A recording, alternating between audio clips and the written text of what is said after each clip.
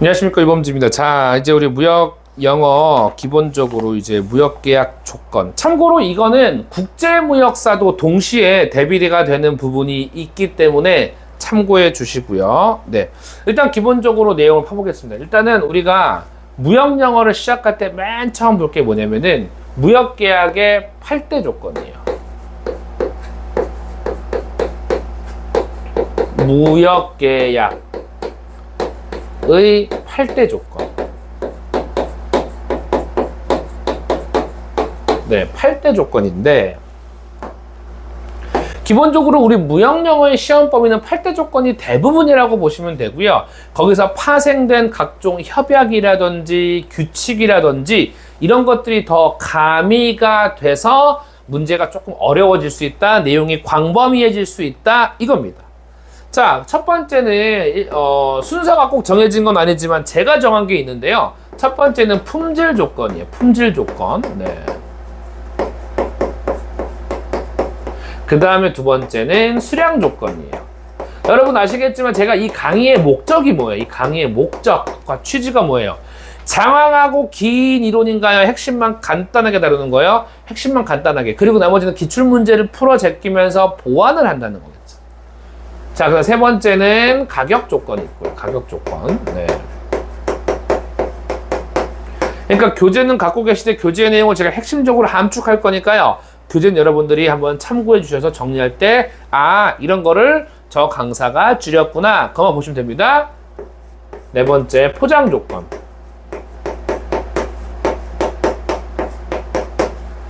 다섯 번째, 선적 조건. 선적 조건이 있고요. 여섯 번째는 좀 중요한 부분이죠. 결제 조건. 결제 조건이 있습니다. 네. 제가 대부분 다 우리 국제무역, 일부 부분은 국제무역사도 같이 될 수 있게 말씀을 드릴게요. 그 다음에 보험 조건. 보험 조건이 있고요. 네. 마지막에 분쟁 해결 조건이라는 게 있습니다. 글자 보이시네요. 분쟁 해결 조건이라는 게 있어요. 자, 그럼 저는 일단 먼저 뭘 볼 것이냐? 품질 조건부터 보려고 하겠습니다. 자, 품질 조건을 쭉 오시다 보면 첫 번째가, 자, 품질 결정 방법이라는 게 있어요. 품질 결정 방법. 그 다음에 두 번째는, 바로 아래에 쓰죠. 네. 두 번째는 품질 결정 시기가 있어요. 품질 결정 시기. 그러니까 방법과 시기로 구분이 지금 된 거죠. 방법과 시기. 방법은 메소드고 시기는 타이밍이라고 볼 수 있겠습니다. 자, 그럼 방법 중에는 두 가지가 또 구분이 된다는 거예요. 공산품과 관련된 게 있고요. 공산품. 여기서 공산품이라는 거는 공장에서 대량 생산한 거, 공장, 그리고 대량 생산한 게 바로 공산품이에요. 대량 생산. 그래서 공산, 네. 찍어내는 거. 그 다음에 우리가 또 뭐가 있냐면은 표준품이라는 게 표준품. 참, 뭐든지 인생에서는 제가 나이를 많이 먹은 건 아니지만요. 이제 곧 있으면 군대 가는데 표준품, 뭐든지 힘을 빼야 될 것 같아요. 뭐든 힘을 다 빼야 될 것 같아요. 그래서, 네. 표준품은 저 이제, 일반 미가공품, 가공하지 않은 거, 또 미가공품 이런 것도 이렇게 불러요. 1차 상품이에요. 1차 상품. 1차 상품이라고 해요. 1차 상품. 자, 그럼 이제 우리는 뭐부터 볼 것이요? 그래서 이제 공산품부터 보고, 공산품부터 보려고 합니다. 공산품. 네. 자, 공산품 중에 첫 번째가 이게 있습니다. 견본매매라는 견본매매.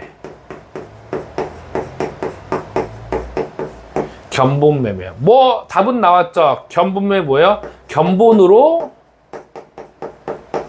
견본으로 품질을 결정하는 거예요. 문제 없죠? 이거는 뭐 있는 그대로. 예. 무역 영어다 보니까 당연히 영어를 써야겠죠? 예. Sales by sample이라 그래요. Sales by sample 이라고 하죠. Sales by sample. 견본으로 품질을 결정한다. 뭐 어려운 거 없으시죠? 견본으로 품질을 결정한다. 근데 요 이제 견본의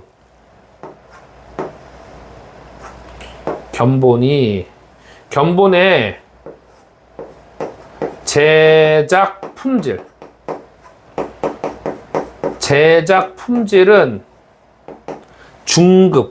중급 단계로 중간 등급으로 만들어야 돼요.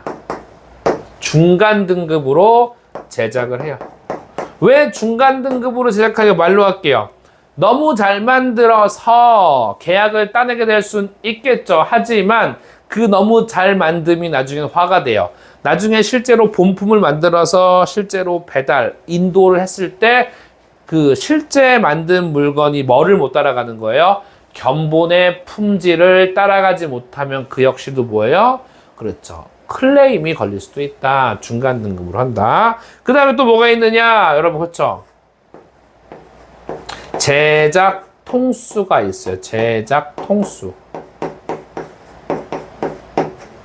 기본적으로 한 통, 두 통, 세 통을 제작하는 게 일반적이다. 몇 통이라고요? 세 통입니다. 세 통. 한 통은 아시겠지만 기본적으로 우리 생산자 용, 수출자용, 그 다음에 이제 수입자용 이렇게 할 수 있겠죠. 물론 우리 교재에는 우리 해가지고 한 통, 두 통, 세 통 이게 몇 번째가 첫 번째가 생산자고 두 번째가 수출 이렇게 정해진 건 없어. 그냥 편의에 따라 제 입맛에 따라 쓰는 거예요. 수입자용. 네, 그렇죠. 그래서 이게 우리가 일반적으로 수출자가 보관하는 게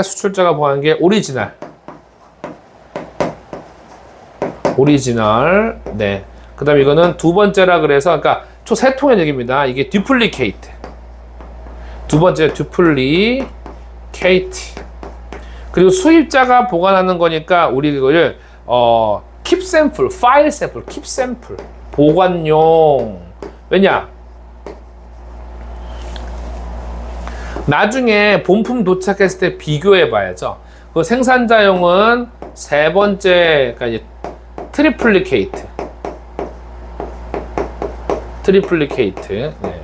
그러니까 번호로 치면 이 친구 수출자용이 1번, 듀플리케이트가 2번, 굳이 하자면 3번으로 의미상 부여할 수는 있겠는데 크게 이거는 신경 안 써도 될 것 같습니다. 견본 매매 이겁니다. 네. 그 다음에 이러한 견본 매매에서 관련해서 이런 게 있습니다. 또 중요한 게 표현에 대해서 주의할 표현이 있고 주의할 표현.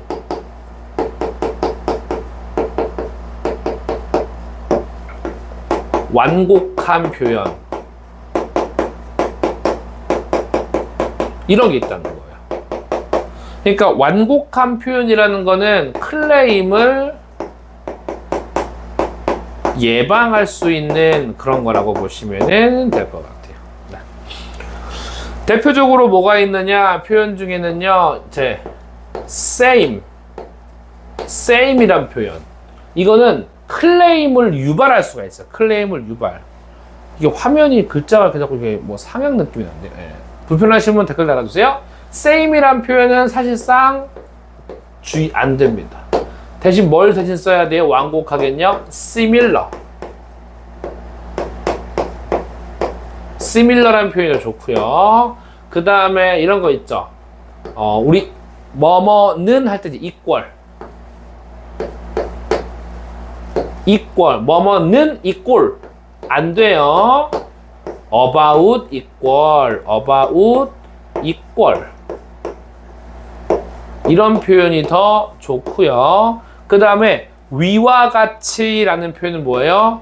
up to, 위와 같이 이런 표현을 써서 클레임을 예방할 필요가 있겠다. 견본매매 이것만 가져가세요. 견본매매 이것만 가져가시면 될 것 같습니다. 견본매매 이것만 가져가세요. 견본매매. 자, 그 다음에 우리 두 번째 요 영상 한번 참고해 주시고요.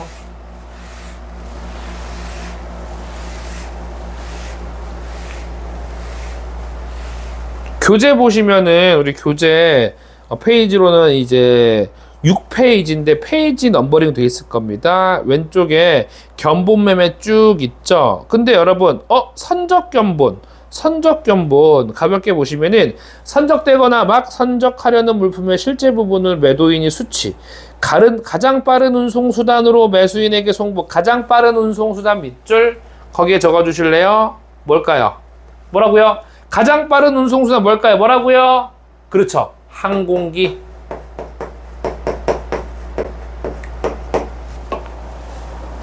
자, 그 다음에 뭐 밑에 매수인은 이를 물품 도착 전에 도착할 물품을 처분하거나 물품 도착 후 비교 검토하는 등의 용도로 사용한다. 가볍게 읽어봐 주시고요. 우측에 상표 매매도 사실상 쓸 필요 없어요. 자, 제가 만약에 애플에 전화할 거예요. 거의 애플 코리아죠? 나 유튜브 하는 유범진 강사인데 내가 아이폰 살지 말지 고민 중이거든요. 지금 아이폰 샘플 좀 보내주세요. 그랬어요. 어떻게 보내줘요? 안 보내줘요? 전화 끊죠? 예, 전화 끊고 이제 업무방해로 신고 들어갑니다. 그럼 저는 가서 이제 조사받아야 되고 괴로운 날들이 시작되겠죠? 그러면 그 날들이 시작되면 제 유튜브 못 올리겠죠? 그러니까 이제 아주 여파가 크기 때문에 저 절대 그런 행동을 하지 않겠습니다. 다시 말해서 여러분 애플에다가 샘플을 뭘 확인해요? 애플 그 자체가 품질이죠? 삼성 그 자체가 품질이죠? 따라서 브랜드가 곧 품질 결정의 기준이라는 겁니다. 그래서 상표 매매, sales by trade 또는 sales by trademark 브랜드라고 하는데요. 소니, 롤렉스 시계와 같이 널리 알려진 브랜드에 의해 품질 수준을 결정하는 방법이다 라고 있습니다. 그것도 봐주시고요. 갑자기 문득 이걸 하다가 네, 교재 부분이 좀 부족한 거 바꿔야 되나 생각하다가 제가 또 간과했네요. 저 지금 책도 쓰고 있어가지고 야, 이거 끝나면 또 책 써야 되고 저녁 먹고 책 쓰고 뭐 집안일도 해야 되고 또 할 일 많거든요. 이게 알파 메일이 되는 길이 쉽지가 않습니다. 자, 그래서 다음에 이제 우리 밑에 규격 매매죠. 규격 매매 보시면 두 번, 그러니까 상표 매매까지 이렇게 볼 필요 없는 거예요. 두 번째 규격 매매. 규격 매매 적어주실래요? 규격 매매에다가 네 등급 매매. 그 여러분. 이메일과 댓글도 좋고, 예, 이메일 같은 거 보내주시면요, 이메일. 예. 이메일 하면 제 이메일 메일로 확인하거든요. 그래서 질문 같은 거 제가 답변해 드립니다. 예. 모르는 문제도 그 사진 찍어서 보내주시면은 이메일이 제일 편하고요. 네. 자, 규격 매매인데요. 잘 보세요. 오랜만에 약간 분필가루가 독하네요, 그게. 보시면, 키워드, 수출국 내 공적 규격. 공적 규격 충족시. 수출국 내에요. 수출하는 나라 내 공적 규격 충족시. 이거를 뭘로 본다? 품질 충족으로 인정을 해준다는 거예요. 품질 충족으로 인정. 그럼 대표적으로 어떤 근데 공적 규격 수출국 내지만 또는 국제 규격도 인정돼요. 국제 규격도 인정이 됩니다. 그러면은 이러는 수출국 내와 국제 규격, 즉 규격의 종류는 뭐가 있냐 이거. 규격 종류. 규격의 종류가 뭐가 있냐 이거예요. 대표적으로. 대한민국 KS 마크 아시죠? 한국 인증 KC 인증 있죠? 그 다음에 국제 인증의 ISO 인증이란 게 있고요. 일본 인증이 또 이제 JIS, Japan Industry Standard. 그 다음에 BSS, BSS 1, 2 이런 것도 있대요. 예. 물론 조금씩 다르게 부를 수도 있지만 영국 시멘트 규격이라고 합니다. 영국 시멘트 규격.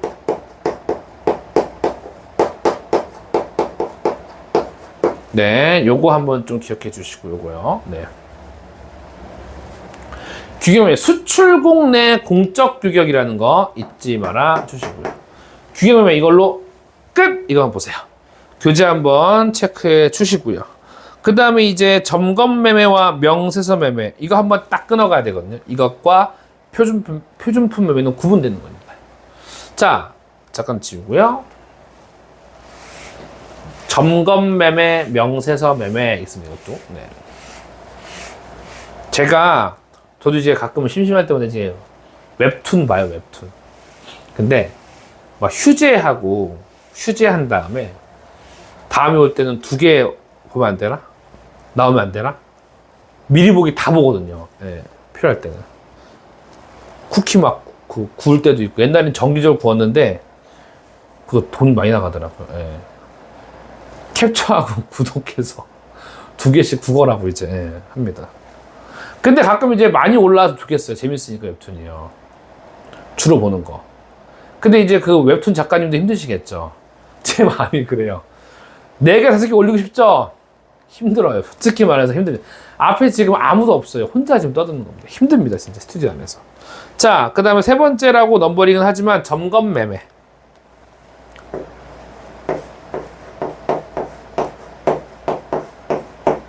점검은 뭐예요? 말 그대로 품질을. 물품을 내가 눈으로 점검해 보고 품질을 결정하겠다. 이거면 점검 매매. 점검 매매. 자, 정말 간단해요. 현품 확인 후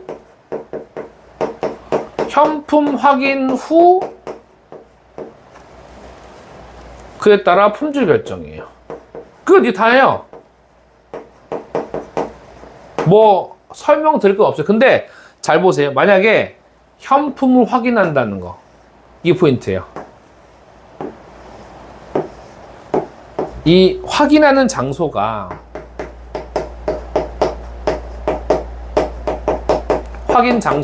만약에 나중에 설명드리겠지만 보세 창고예요. 보세 창고. 이거 이제 관세법 개념인데 보세 창고라는 거는 말 그대로 외국 물품을 장치하는 곳이에요. 참고로 외국 물품 현재 통관이 아직 미완료된 상태라서 아직은 세금을 부과할 수 없는 세금의 부과가 보류된 창고입니다. 보세 창고에서 확인을 하고 이에 따라 거래가 성사가 되면은 보세 창고에서 인도했다. 그래서 이거를 이렇게 부릅니다. BWT라고 해요. BWT. Bonded Warehouse Transaction이라고 해서 보세 창고도 거래라 그래요.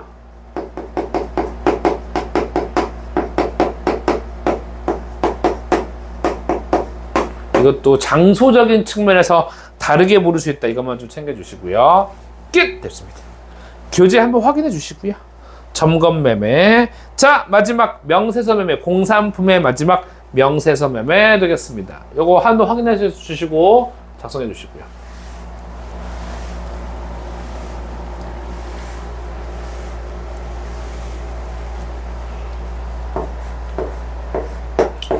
명세서 매매야, 막 명세서.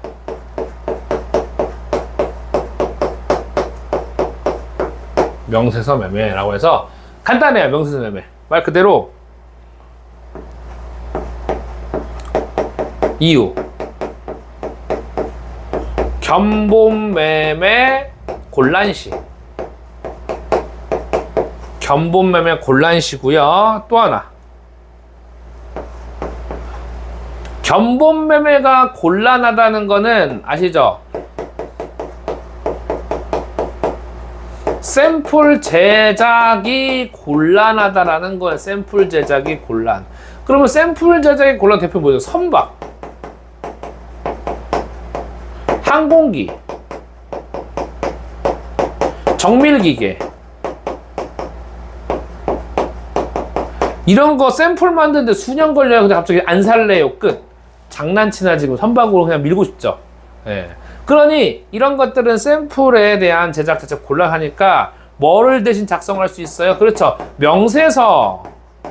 명세서라는 건 대표적으로 그 종류가 도면, 설계도, 뭐 청사진, 우리의 핑크빛 청사진을 그려본다. 이런 것들을 제공한다는 겁니다. 그래서 이걸 통해서 뭐를 결정한다? 품질을 결정할 수 있다. 이런 또 다른 방식이라는 건 품질 결정. 끝! 이겁니다. 교재 참고해 주시고요. 교재에 있는 거 제가 이렇게 한번 보기 편하게 써봤습니다. 교재에 있는 걸 똑같이 쓰는 건 뭐 바보 같은 짓이죠. 네.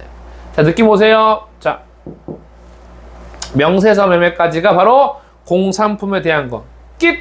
다음 시간에는 표준품 매매에 대해서 진행해 보도록 하겠습니다. 여러분, 수고하셨습니다.